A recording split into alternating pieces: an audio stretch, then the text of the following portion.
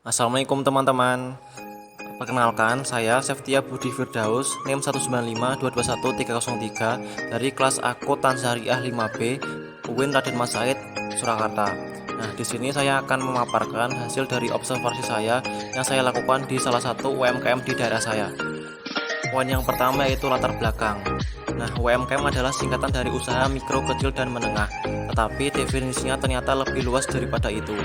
Dilihat dari sudut pandang pelaku usaha, UMKM bisa didefinisikan sebagai bisnis yang dijalankan oleh suatu individu, rumah tangga, ataupun badan usaha yang berukuran kecil.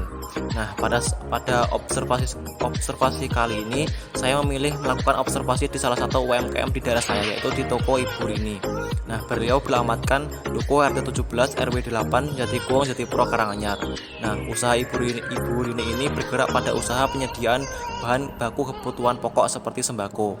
Nah, awal mula Ibu Rini membuka usaha ini ialah berawal sejak awal pandemi COVID-19 di Indonesia, yaitu sekitar bulan Maret 2020. Nah, dari sekedar hobi dan juga melihat peluang pasar yang begitu besar, Ibu Rini memberanikan untuk membuka usaha ini. Poin yang kedua yaitu mengidentifikasi masalah. Nah, setiap bisnis atau usaha udah pastikan ada permasalahan. Nah, pada saat saya melakukan observasi di toko Ibu ini, ternyata terdapat beberapa masalah. Dan salah satunya adalah kurangnya persediaan barang atau produk yang akan dijual, dan juga di situ terdapat laba yang bisa dibilang belum maksimal. Nah, apa sih penyebabnya? Nah, penyebab dari permasalahan dari yang dialami oleh Ibu Rini adalah yang pertama yaitu masih mengandalkan pasar induk sebagai penyedia barang produk. Kemudian penyebab yang kedua yaitu masih kurangnya tenaga kerja untuk berbelanja ke pasar induk. Dari permasalahan yang dialami oleh Ibu Rini tersebut, di sini saya mengambil tema yaitu pengambilan keputusan taktis pada toko Ibu Rini.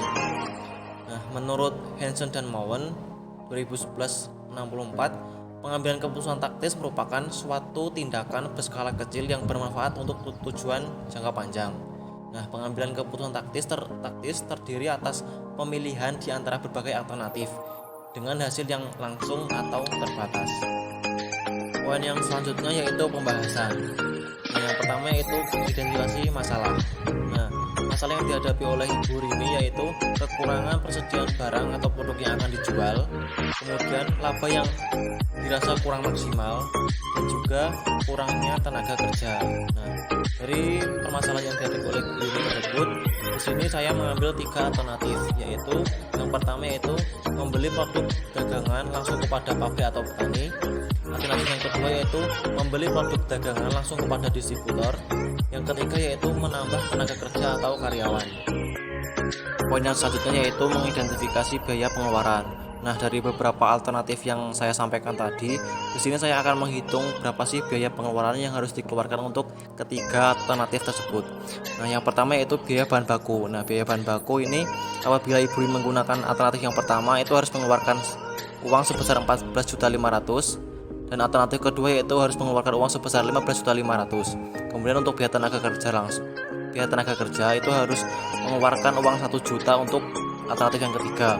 Kemudian biaya perawatan kendaraan itu harus mengeluarkan uang sebesar Rp300.000 untuk alternatif yang pertama, dan juga pada alternatif ketiga yaitu sebesar Rp300.000. Kemudian untuk biaya transportasi, Ibu Rini harus mengeluarkan uang sebesar Rp200.000 untuk alternatif yang pertama, kemudian Rp200.000 juga untuk alternatif yang ketiga. Kemudian untuk biaya pembeli di pasar induk, Ibu Rini itu mengeluarkan uang sebesar 15 juta. Jadi untuk totalnya yaitu apabila Ibu Rini menggunakan alternatif yang pertama yaitu Ibu Rini harus mengeluarkan uang sebesar 15 juta. Kemudian alternatif yang kedua yaitu Ibu Rini harus mengeluarkan uang sebesar 15.500.000. Kemudian untuk alternatif yang ketiga yaitu Ibu Rini mengeluarkan uang sebesar 16.500.000.